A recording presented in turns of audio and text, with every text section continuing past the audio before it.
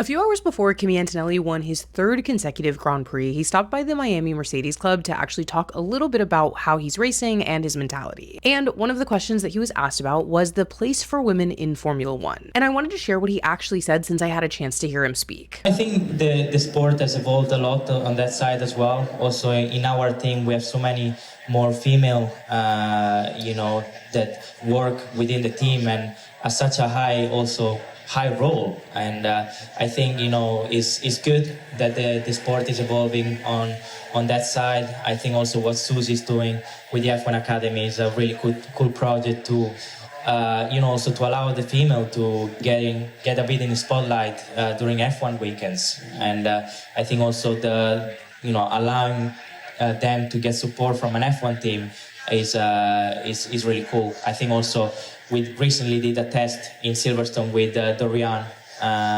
She drove an F1 car for the first time, which was a really cool day to witness. And I think the sport is moving in the right direction. And I think also females shouldn't be scared to get into this world. Of course, it's not an easy world, but I think a lot of females can really make their way up. And our team, you can see there's so many girls working at the track with us, engineers, strategists.